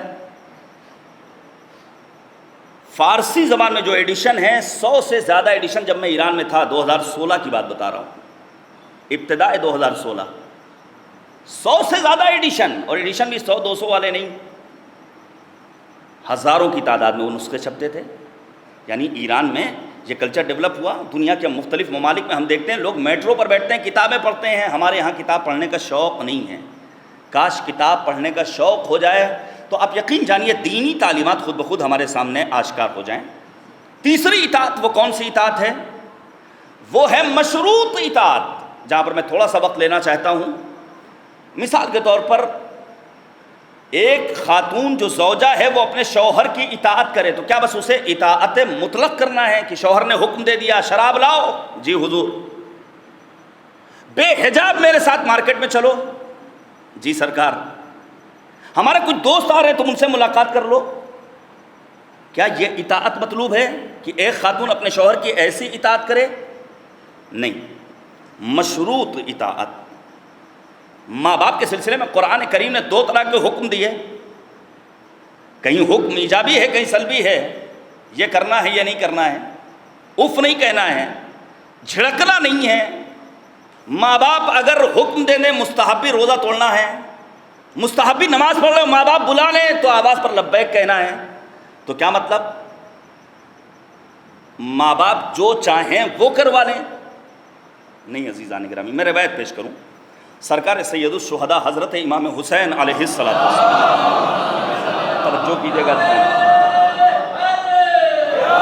توجہ کیجیے گا میرے عزیزو، اللہم صلی علی محمد وعلی محمد۔ امام حسین مسجد میں داخل ہوتے ہیں، عبداللہ ابن عمرو عاص کا بیٹا مسجد میں بیٹھا ہوا ہے، جیسے ہی فرزند رسول کو دیکھا فوراً ایک جملہ کہتا، من ارادہ ان ينظر الى من احب من في السماء والارض فلينظر الى هذا المجتاز۔ عبداللہ ابن عمرو عاص جیسے ہی امام حسین کو دیکھتا ہے کہتا ہے جو شخص زمین و آسمان کی محبوب ترین ہستی کو دیکھنا چاہے وہ حسین کے چہرے پر نگاہ ڈالے۔ عبداللہ ابن عمرو عاص کون ہے؟ جس نے صفین میں امیر المؤمنین کے مقابلے میں تلواریں چلائی ہیں، مولا کا سرسخت دشمن ہے۔ لوگ جو موجود تھے انہیں حیرت ہوئی کہ کل صفین میں ان کے بابا سے لڑے ہو، آج ان کے قصیدے پڑھ رہے ہو۔ لے کر پہنچے امام حسین کی خدمت میں، اس نے کہا میں کیا کروں، مجھے معلوم ہے حسین کے بابا علی مرتضیٰ حق پر تھے، لیکن میں اپنے باپ کے حکم کے آگے مجبور تھا، میرے باپ نے کہا تھا چلو علی سے مقابلہ کرو۔ امام حسین نے جیسے ہی سنا ویسے ہی قرآنی آیہ کریمہ کی تلاوت کی، میں پڑھوں گا، اور پھر ایک جملہ کا لا طاعت لمخلوق فی معصیت الخالق، جہاں پروردگار کی معصیت ہو رہی ہو وہاں مخلوق کی اطاعت نہیں کرنی ہے۔ یعنی اگر ماں باپ، بچہ نوجوان ہے بالغ ہے، بچہ روزہ رکھنا چاہ رہا ہے لیکن ماں باپ نہیں، بے تکی محبت، سوچئے بیجا محبت۔ آج ہمارے گھر کے، معاشرے کے، سماج کے، محلے کے، قریے کے، بستی کے بچے، نوجوان بچے جو ان کے اندر خود نمائی کا جذبہ ہے، کیوں برباد ہو رہے ہیں؟ اپنے ماں باپ کی بے تکی محبت کے نتیجے میں، بیجا محبت کے نتیجے میں۔ نہیں بیٹا تم روزہ نہ رکھنا، گرمی بہت شدید ہے، نہیں روزہ نہ رکھنا نمبر کم ہو جائیں گے، تمہارا انٹرویو ہونا ہے، فلاں ہو جائے گا۔ تو کیا انسان جو بالغ ہو گیا ہے وہ اپنے باپ کی اطاعت اور ماں کی اطاعت کرتے ہوئے روزہ چھوڑ دے؟ کہا نہیں۔ پیغمبر اعظم نے مشروط اطاعت کے لیے 2 فارمولے دیے، انما الطاعۃ فی المعروف، وہیں پر غیر خدا کی اطاعت کرنی ہے جہاں نیکی کا حکم دیا جا رہا ہو، اور پھر فرمایا لا طاعۃ لمخلوق فی معصیت الخالق، جہاں خدا کی نافرمانی ہو رہی ہو وہاں مخلوق کی اطاعت نہیں کرنی ہے۔ آپ سوچئے جناب مصعب ابن عمیر، جوانوں سے میرا خطاب ہے، بڑی عظمت ہے جوانوں کی، بزرگوں سے معذرت کے ساتھ، سرکار حجت حضرت صاحب الزمان عجل اللہ تعالی فرجہ الشریف جب امام زمانہ ظہور کریں گے میرے عزیزو، تو امام زمانہ کے اصحاب میں اکثریت جوانوں کی ہوگی۔ تو ہماری جوانی کیسی گزرنی چاہیے؟ تحرک کے ساتھ، دوڑنے اور بھاگنے کے ساتھ، محنت و مشقت کے ساتھ، واقعی انتظار کے ساتھ، واقعی حاکمیت قرآن پہ ایمان رکھنے کے ساتھ، واقعی تقوی کے ہمراہ مصعب ابن عمیر ایسے جوان ہیں جنہوں نے جب اسلام قبول کیا تو ماں باپ نے گھر سے باہر نکال دیا، کھانا بند کر دیا۔ ایک شخص ہے جس کا نام ہے عثمان ابن طلحہ، خانہ کعبہ کا کلید بردار ہے، آتا ہے ماں باپ سے شکایت کرتا ہے، ماں باپ نے گھر سے نکال دیا۔ جناب مصعب ابن عمیر آتے ہیں پیغمبر خاتم کی خدمت میں، اے نبی خدا، میرے والدین نے مجھے گھر سے نکال دیا، میرے پاس کھانے کے لیے کھانا نہیں ہے۔ نبی اعظم نے جستجو کی، جناب جعفر ابن ابی طالب کے ہمراہ مصعب ابن عمیر کو بھی حبشہ بھیجا، اور ظاہراً حبشے کی واپسی کے بعد مدینے کی سرزمین پر پہلا مبلغ اسلام کوئی اور نہیں سوائے جناب مصعب ابن عمیر کے، امام جماعت قرار دیا ہے نبی خاتم نے، یہاں تک کہ جنگ احد میں شہید ہوتے ہیں۔ اور جناب مصعب خوبصورت تھے، بہترین لباس پہننے والے تھے، اسی لباس میں دفن کیا گیا۔ جناب مصعب کو دفن کرتے وقت نبی اعظم نے فقط ایک جملہ کہا، ھذا عبد نور اللہ قلبہ، یہ وہ جوان ہے جس کے دل کو مالک نے نور ایمان سے مملوف کر دیا ہے۔ تو مصعب نے اپنے ماں باپ کی اطاعت نہیں کی ہے، جہاں تک کہ سورہ لقمان کی آیت نمبر 15 میں مالک نے آواز دی، وَإِن جَاهَدَاكَ عَلَىٰ أَن تُشْرِكَ لِي مَا لَيْسَ لَكَ بِعِلْمٍ فَلَا تُطِعْهُمَا، خبردار وہاں پر اتباع مت کرنا جہاں شرک پروردگار کی گفتگو آئے۔ کاش آج ہمارے سماج کے جوان یہ سمجھ لیتے ہیں دین کتنی سختیوں سے ہم تک پہنچا ہے۔ مصعب جیسے جوانوں نے قربانی دی ہے، شہید محسن حججی جیسے جوانوں نے اپنی جان کا نذرانہ بارگاہ خداوندی میں پیش کیا ہے، تب جا کر کے پرچم اسلام سر بلند ہوا ہے۔ صدر اسلام سے لے کر کے آج تک کے شہداء کی زندگی پڑھنا، یقین جانیے یہ ہماری ذمہ داریوں میں سے ایک ذمہ داری ہے۔ ایک آخری حدیث اور گفتگو کو تمام کر دوں۔ نبی خاتم نے فرمایا، سبعۃ، 7 گروہ ایسے ہیں، یظلھم اللہ عز وجل فی ظلہ یوم لا ظل الا ظلہ، کہ جس گروہ کو پروردگار کا سایہ نصیب ہوگا اس دن جس دن ظل خداوند سبحان کے سوا کوئی اور سایہ نہیں۔ کون سا دن ہوگا وہ؟ قیامت کا، جس دن نہ انسان کا مال اس کے کام آئے گا نہ اولاد کام آئے گی۔ کون سا دن ہوگا؟ یوم یفر المرء من اخیہ وابیہ وامہ وصاحبتہ وبنیہ۔ 5 طرح کے گروہ سے انسان راہ فرار اختیار کرے گا، نہ انسان کی اولاد کام آئے گی، نہ ماں باپ کام آئیں گے، نہ دوست اور بھائی اور اعزاء اور اقربا کام آئیں گے۔ پہلا گروہ کون سا ہے؟ امام عادل۔ یہاں امام عادل سے مراد امام معصوم نہیں ہے، بلکہ عدل پسند رہبر۔ ہمارا سلام ہو خمینی بت شکن پر، جن کی عدالت واقعی میں آج تاریخ کے صفحات میں رقم ہے۔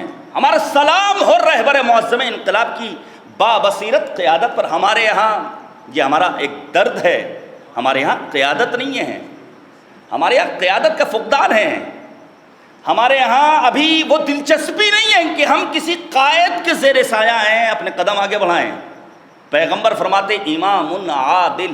کون؟ امام خمینی، جن کا ایک انٹرویو، صرف ایک انٹرویو میں آپ کے سامنے پیش کروں۔ جب پیرس سے آ رہے تھے تو CNN نے انٹرویو لیا کہ آپ ایران جا رہے ہیں، کیا آپ کو یقین ہے کہ آپ کا جہاز اتر جائے گا؟ کیا آپ کو یقین ہے کہ ایرانی عوام آپ کا ساتھ دیں گے؟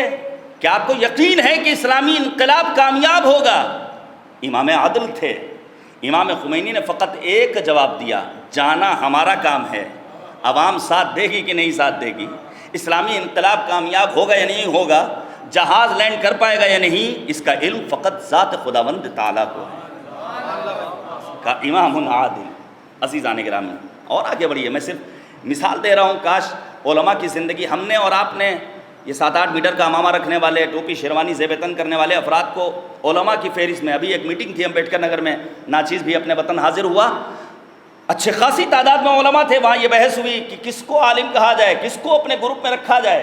بھئی اچھی بات کہی مولانا محمد محسن صاحب اللہ نے کہا، جو مجلسیں پڑھتا ہو، جو امامت کرتا ہو، جسے عوام مولوی صاحب کہہ دے، بس وہی ہے مولوی، وہی ہے عالم۔ ہمیں فرق پیدا کرنا ہوگا۔ کسے عالم کہیں؟ ابھی حال ہی میں ایک انٹرویو شائع ہوا، ایرانی جرنلسٹ جاتا ہے 12-14 مراجع کے پاس، توجہ کیجئے گا، زیارت معصومہ قم کا فقرہ پھر اہمیت کا حامل ہے۔ یہ ایرانی نامہ نگار انٹرویو لیتا ہے مراجع اعظام سے، ایک ہی سوال سارے مراجع سے کہ اگر پروردگار آپ کو مہلت دے کہ آپ ایک دعا خدا کی بارگاہ میں پیش کیجئے تو آپ کی دعا کیا ہوگی؟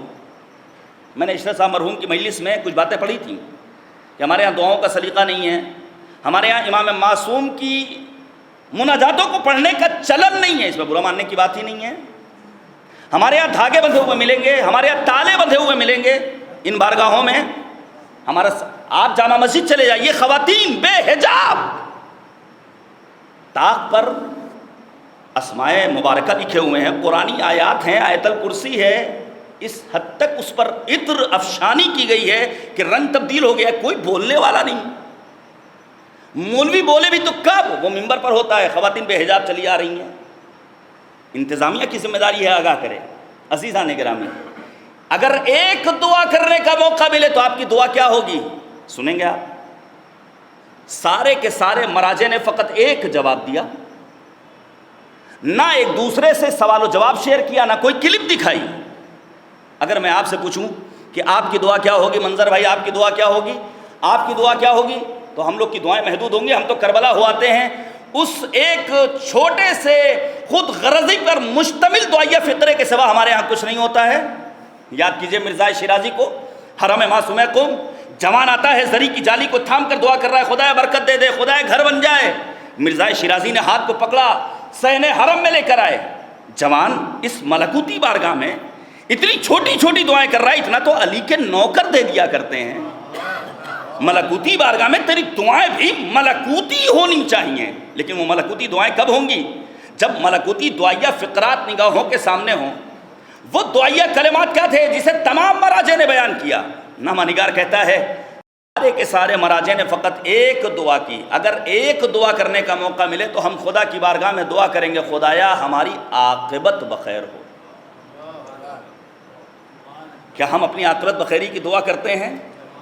عشق مولا میں میرا دل جب فنا ہو جائے گا، یا مدینہ یا نجف یا کربلا ہو جائے گا، اور دیکھ کر فوج عدو میں حر کو کہہ سکتا تھا کون، خاک ہو کر شامل خاک شفا ہو جائے گا۔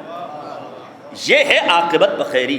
کہا پہلا گروہ جسے خدا کا سایہ نصیب ہوگا وہ ہے امام عدل، وشاب نشا فی عبادت اللہ عز وجل، ایسا جوان جس کے رگ و پے اور وجود میں کوٹ کوٹ کر عبادت خداوندی رچی بسی ہو۔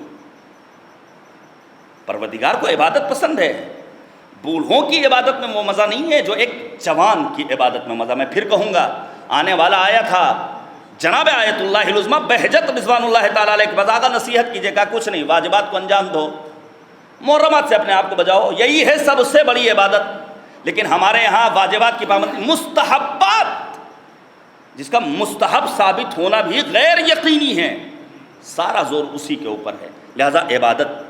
پھر کہا وَرَجُلٌ قَلْبُهُ مُتَعَلِّقٌ بِالْمَسْجِدِ اِذَا خَرَجَ مِنْهُ حَتَّى يَعُودَ إِلَيْهِ۔ یہ بھی ایک موضوع ہے، کبھی اللہ نے توفیق دی تو مسجد کے اپنے حقوق ہیں۔ ایسا انسان جو مسجد کے بغیر زندہ نہ رہ سکتا ہو، نکلنے کے بعد بھی آرزو کرے وقت نماز آئے تو ہم اپنے آپ کو مسجد میں پہنچائیں۔ وَرَجُلَانِ كَانَ فِي طَاعَةِ اللَّهِ عَزَّ وَجَلَّ فَاجْتَمَعَ عَلَى ذَلِكَ وَتَفَرَّقَا، دو دوست جو اطاعت و فرما برداری میں ایک دوسرے کے لیے معاون و مددگار ہوں۔ وَرَجُلٌ ذَكَرَ اللَّهَ عَزَّ وَجَلَّ خَالِيًا ففاضت عیناہ من خشیت اللہ عز وجل، ایسا انسان جو تنہائی میں یاد خدا میں اپنے کو غرق کر لے اور ذکر الہی کے نتیجے میں اس کی آنکھوں میں آنسو ڈب ڈبا جائیں، پروردگار کا سایہ اسے روز محشر نصیب ہوگا۔ وَرَجُلٌ دَعَتْهُ امْرَأَةٌ ذَاتَ حَسَبٍ وَجَمَالٍ فَقَالَ إِنِّي أَخَافُ اللَّهَ عَزَّ وَجَلَّ، ایسا انسان جو ایک حسین و جمیل خاتون کی دعوت پر لبیک نہ کہے بلکہ خوف و خشیت خداوندی کے نتیجے میں اپنے کو گناہ سے دور رکھے، ایسے انسان کو بھی روز محشر مالک کا سایہ نصیب ہوگا۔ وَرَجُلٌ تَصَدَّقَ بِصَدَقَةٍ فَأَخْفَاهَا حتی لا تعلم شمالہ ما یتصدق بیمینہ. مرحوم کے گھر والوں سے، ابھی بھائی موجود ہیں، پدر بزرگوار سے، کنبے والوں سے آپ سب واقف اور آگاہ ہیں کہ ایسا گروہ جو کسی کو صدقہ دے تو اس کے دوسرے ہاتھ کو بھی خبر نہ ہو. روز قیامت ایسے انسان کو خدا کا سایہ نصیب ہوگا. نام و نمود کے لیے، شہرت کے لیے، سیلفی کے لیے، اخبارات میں سرخی بنانے کے لیے یہ چیزیں. البتہ ممکن ہے کوئی کہے بھائی آپ نے بھی تو امام ہادی کووڈ ہیلپ لائن کے ذریعے کچھ مدد کی اور اس کی فوٹوز اور ویڈیوز وائرل ہوئیں. نہیں، کہیں کہیں ضرورت ہوتی ہے، کہیں کہیں اس کے مثبت اثرات ہم نے دیگر اقوام اور دھرم سے تعلق رکھنے والے بڑے ڈاکٹرز کے ہاں دیکھا ہے جنہوں نے خود براہ راست مجھ سے گفتگو کی ہے. نہ جانے کتنے افراد متاثر ہوئے ہیں. ہمارا سلام ہو امداد امام بھائی کو، جن کی ٹیم گزشتہ تقریباً 2 ہفتے سے امام ہادی کووڈ ہیلپ لائن کے 2 دن کے سفر کو اب تک جاری و ساری رکھے ہوئے ہے، مؤمنین کے تعاون سے، خیرین کے تعاون سے. عزیزان گرامی، پہلا حکم کیا تھا؟ ہر طرح کی اطاعت آپ کو نہیں کرنی ہے. دوسرا حکم تھا کہ کافروں اور منافقوں کی اذیتوں کو آپ کو نظر انداز کرنا ہے. انبیاء کو اذیتیں پہنچائی گئیں، بعض انبیاء کو درختوں کے درمیان رکھ کر آرے سے کاٹا گیا.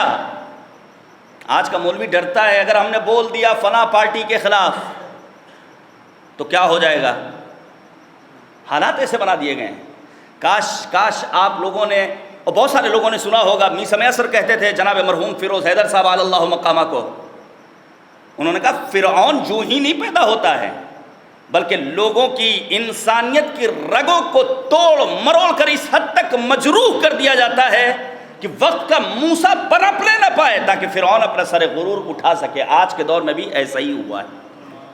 عزیزان گرامی، پھر تیسرا جو حکم ہے سورہ احزاب کی آیت نمبر 48 میں، وہ ہے کہ خدا کی ذات پر انسان بھروسہ کرے. وَكَفَى بِاللَّهِ وَكِيلًا. ذات خدا پہ بھروسہ ہو تو اس سے بڑی کوئی تکیہ گاہ نہیں ہے. رب کریم کی بارگاہ میں دعا ہے ہمارے اس خالص ذکر کو اپنی بارگاہ میں شرف قبولیت مرحمت فرمائے. اس ذکر کو مرحوم کے علو درجات کا ذریعہ قرار دے. دعا کی قبولیت اور اپنی سلامتی کے لیے ایک صلوات بھیجیے گا بر محمد.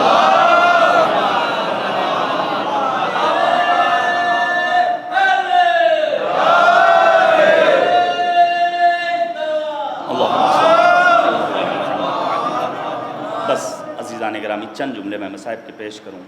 واقعاً سخت ہے، ایک ہی کنبے کے اتنے سارے افراد گزر گئے، لیکن ان کے لیے تو کربلا اور آسان ہو گیا سمجھنا.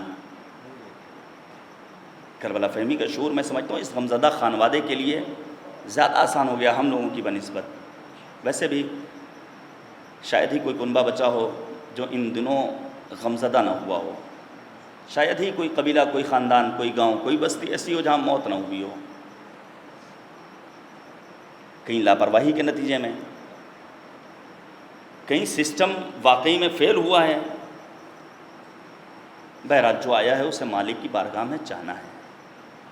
بازگشت ہر کسی کی ذات خداوند سبحان کی طرف ہے. میں ساری مصیبتوں کو چھوڑتا ہوں. میں ایک بھائی کا پرسہ پیش کرنا چاہتا ہوں بھائی کی خدمت میں، اور اسی پرسے سے میں سمجھتا ہوں اولاد بھی تسکین کی منزلوں کو بآسانی طے کر سکے گی. سرکار وفا باب الحوائج اللہ باب المراد حضرت ابوالفضل العباس کی ذات گرامی کیا کہنا، جس کے لیے امام صادق نے کہا اشہد لک بالتسلیم والتصدیق والوفا والنصیحہ. میں تو ایک جملہ کہتا ہوں، آپ اس پر غور کیجئے گا. جناب عباس کی اطاعت شعاری کا عالم، یہ ابھی بات اطاعت کی ہو رہی تھی نا. عباس اس مرد مومن کا نام ہے، اس امیر المؤمنین کے لخت جگر کا نام ہے جس نے کربلا میں اطاعت کا وہ نمونہ پیش کیا جو شہدائے کربلا میں کسی اور کے یہاں نظر نہیں آتا ہے. غور کیجئے گا، ابو ثمامہ روز عاشور امام حسین کو وقت نماز یاد دلاتے ہیں. امام حسین کی دعائیں نصیب ہوتی، یا ابا ثمامہ قد ذکرت الصلاۃ جعلک اللہ من المصلین الذاکرین. لیکن ہمارا سلام ہو عباس دلاوہ پر جو نماز کے ہنگام بھی امام کے آگے نہیں بڑھتا ہے، امام کو مشورہ نہیں دیتا ہے، بلکہ حکم میں امام کا طلبگار رہتا ہے. جناب عباس پر ہمارا لاکھوں سلام. ایک ایسی ذات، امام حسین نے کہا یا خیمے نصب کرنا ہے چشم، یہاں سے خیمے ہٹانا ہے چشم، عباس خبردار تلوار کو نیام میں رکھ لو چشم۔ سوچئے جناب عباس امام حسن مجتبیٰ کے موقع، شہادت کے موقع پر جس نے اپنی تلوار کو نیام میں رکھا ہو، جس نے صبر کیا ہو، شاید وہ منتظر رہا ہو کہ ہم کربلا پہنچیں گے، کربلا میں ہم ایک ایک سے بدلہ لیں گے، لیکن چونکہ حکم امام نہیں تھا لہذا جناب عباس نے صبر کیا۔ پانی کا انتظام کرنا ہے، جناب عباس نے کہا چشم میں پیش کروں۔ ہمارے استاد نے بیان کیا کہ جب جناب ابوالفضل العباس کی زری جا رہی تھی ایران کی سرزمین سے، کہاں؟ کربلا معلیٰ۔ خدا ہم سب کو کربلا کی زیارت نصیب فرمائے۔ آپ سوچئے عباس دلاور لوگ جاتے ہیں، جب ہسائی کرتے ہیں دامن مراد بھر کر واپس آتے ہیں۔ ایک مسیحی ہے جس کی جوان بیٹی ہاسپٹل میں ایڈمٹ ہے، شدید مرض ہے۔ دیکھیے جو دعا ہو وہ دعا اپنے دل میں رکھیے۔ سب سے پہلی دعا، خدایا وقت کے امام کے ظہور میں تعجیل فرما، یہ سب سے پہلی دعا ہونی چاہیے۔ اپنی آرزوؤں کو مد نظر رکھیے۔ مسیحی ہے، بیٹی ایڈمٹ ہے، ڈاکٹرز نے جواب دے دیا، ڈاکٹرز نے کہا یہاں رکھو چاہے گھر لے جاؤ، اس کی موت یقینی ہے۔ سوچئے کوئی باپ کیا یہ چاہے گا کہ اس کے نگاہوں کے سامنے اس کا پارے جگر جان دے؟ وہ کہتا نہیں ہے، ہم اپنی بیٹی کو اپنے گھر لے جا رہے ہیں۔ لے کر آیا اپنے گھر، بچی کو اپنے گھر میں پہنچا دیا، خود باہر چہل قدمی کر رہا ہے۔ اچانک کانوں میں آواز آئی، اے با وفا ابوالفضل، مشکل کشا ابوالفضل۔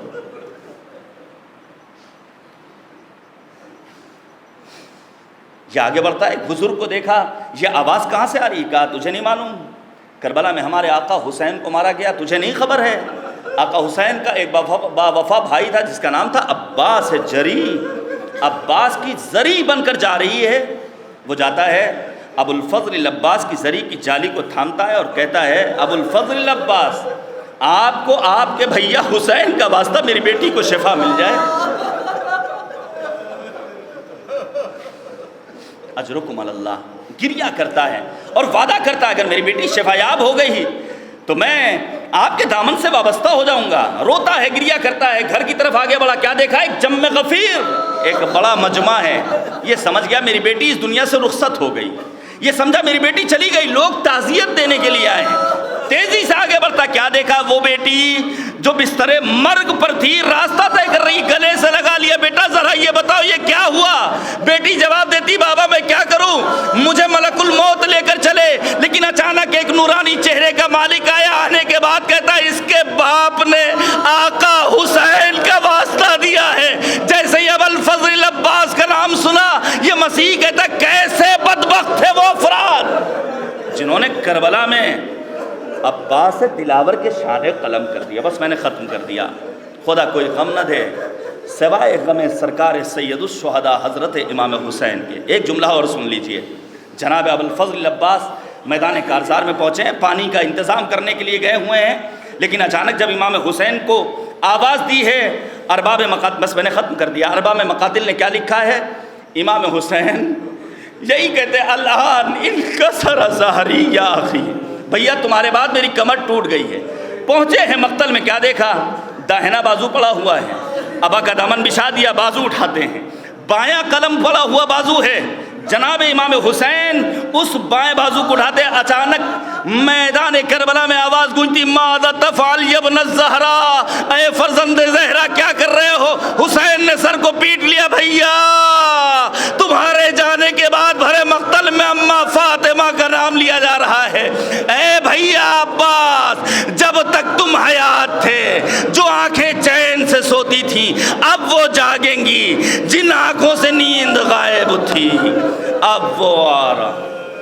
وَسَيَعْلَمُ الَّذِينَ ظَلَمُوا أَيَّ مُنقَلَبٍ يَنقَلِبُونَ إِنَّا لِلَّهِ وَإِنَّا إِلَيْهِ رَاجِعُونَ رَضًا بِقَضَائِهِ وَتَسْلِيمًا لِأَمْرِهِ الہی لا معبود سواک، الہی بحق الزہراء وابیہا وبعلہا وبنیہا وسر المستودع فیہا بعدد ما احاط به علمک، اللہم عرفنی نفسک فإنک ان لم تعرفنی نفسک لم اعرف رسولک، اللہم عرفنی رسولک فإنک ان لم تعرفنی رسولک لم اعرف حجتک اللہم عرفنی حجتک فإنک ان لم تعرفنی حجتک ظللت عن دینی اللہم لا تمتنی میتتا جاہلیہ ولا تضغ قلبی بعد اذ ہدیتنی۔ خدایا ہماری اس عبادت کو قبول فرما۔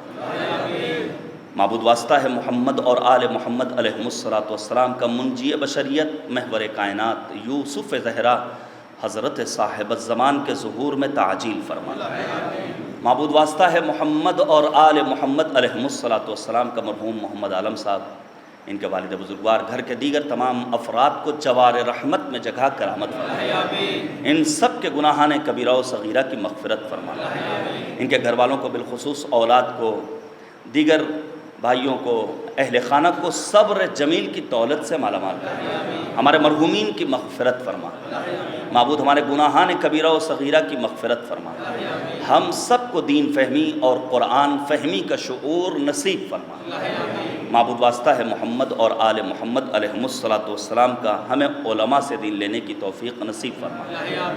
معبود مؤمنین، واعظین، خطباء، ذاکرین، شعراء، مراجع اعظام، بالخصوص رہبر فرزانہ حضرت آیت اللہ العظمیٰ خامنئی محافظ کربلا مرجع علی قدر آیت اللہ العظمیٰ سیستانی سید مقاومت سید حسن نصر اللہ کو دشمنوں کے شر سے محفوظ رکھ، مقامات مقدسہ کی حفاظت فرما، ظالموں کو نیست و نابود فرما، مظلوموں کی حمایت فرما۔ معبود ہم سب کو کربلا کی زیارت سے مشرف فرما۔ اے کریم پروردگار، ہمیں اپنے بچوں کی دینی، اخلاقی، سیاسی، اجتماعی تربیت کرنے کی توفیق مرحمت فرما۔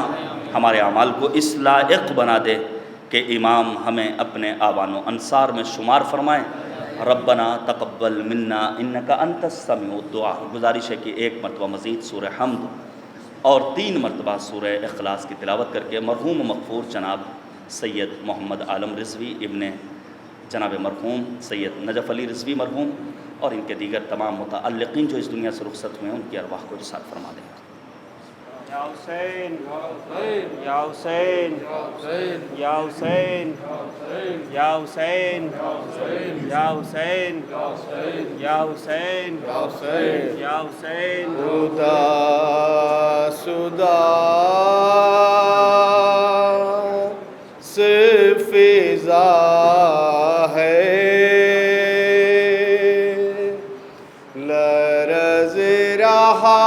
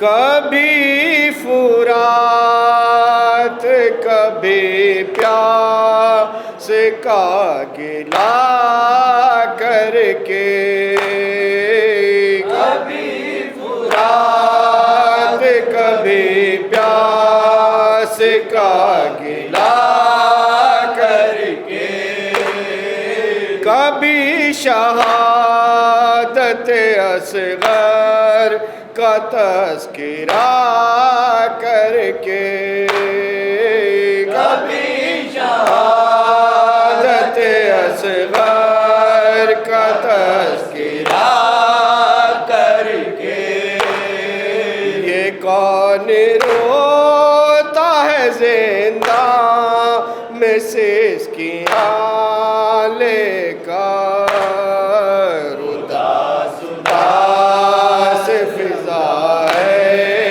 لرز رہا ہے یہ ظلم کس پہ ہوئے ہیں، یہ کون بی بی ہے، یہ ظلم کس پہ ہوئے ہیں، یہ کون بی بی ہے، جو اپنے کنبے کی فرقت میں جان کھوتی ہے، جو اپنے کنبے کی فرقت میں جان کھوتی ہے، یہ کون روتا ہے زندہ میں سے اس کی لے کر، اداس اداس فضا ہے لرز رہا ہے کبھی تڑپ کے یہ کہنا کہ سانس گھٹتی ہے، کبھی تڑپ کے یہ کہنا کہ سانس گھٹتی ہے، کبھی یہ کہنا کہ زخموں سے ٹیس اٹھتی ہے، کبھی یہ کہنا کہ زخموں سے ٹیس اٹھتی ہے، یہ کون ہوتا ہے زندہ میں سے اس کی لے کر، اداس اداس فضا ہے لرز رہا ہے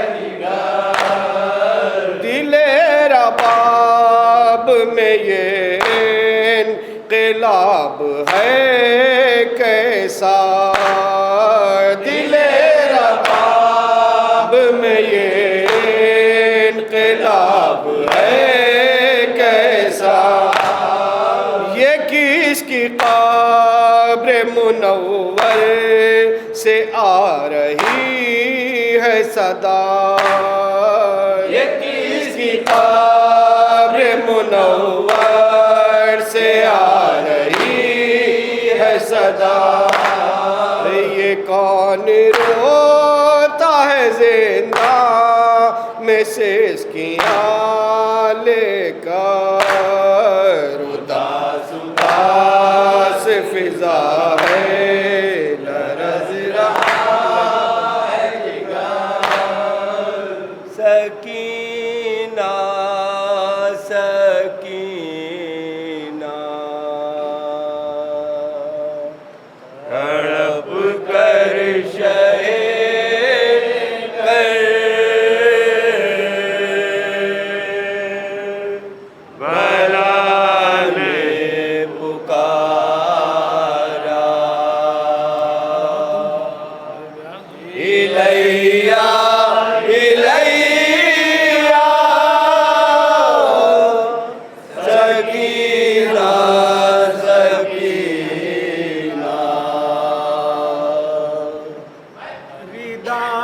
سر سے زینب کے چھینیں گے آدھا، رہے گا نقیب झूला रिदा सर से ज़ैनब के छीनेंगे आदा, रहेगा न फेरे में असगर का झूला। बसाना है जाकर तुम्हें कैद खाना, इलैया इलैया सकीना सकीना। तड़प कर चले गए बला ने पुकारा, इलैया इलैया सकीना सकीना। लैद करबला में हमारी बनेगी, तुम्हें कैद खाने की बेटी मिलेगी। लहद करबला में हमारी बनेगी, तुम्हें कैद खाने की बेटी मिलेगी।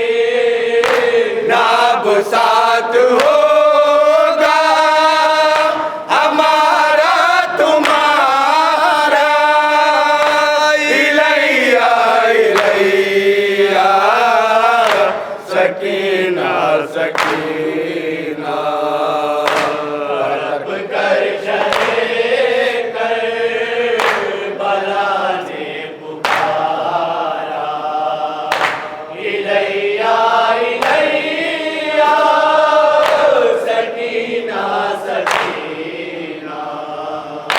बहत्तर के दावे दिल पर उठाए, मुझे मेरे बाबा बहुत याद आए।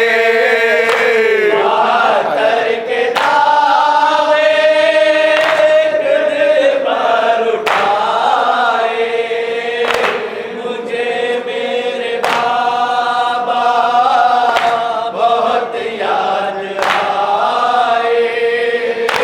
उठाया तक का जिस दम जनाजा, इलैया इलैया सकीना सकीना।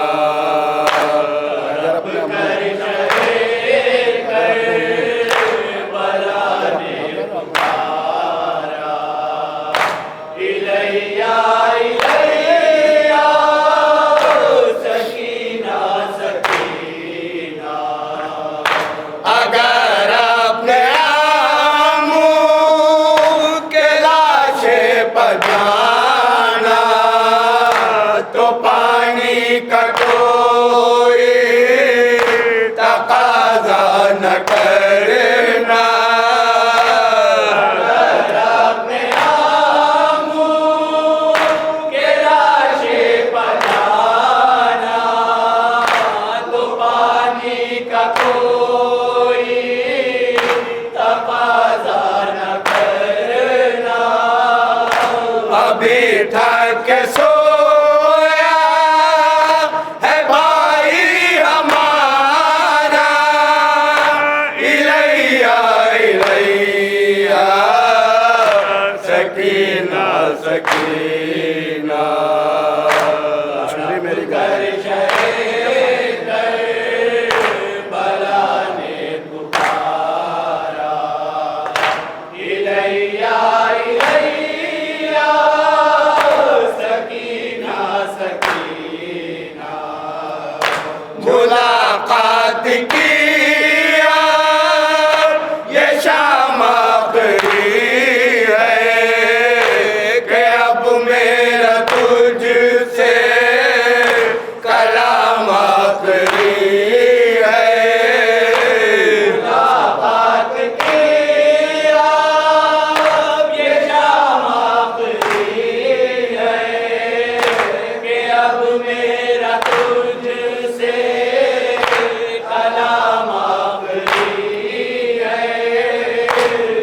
एक बार फिर मेरे सीने पर सो जा। इलैया इलैया सकीना सकीना। सबर कर शहे करबला ने पुकारा। इलैया इलैया सकीना सकीना। ज़बारो गई को तुगु करते करते हमें वाली इशरत बयां कैसे कर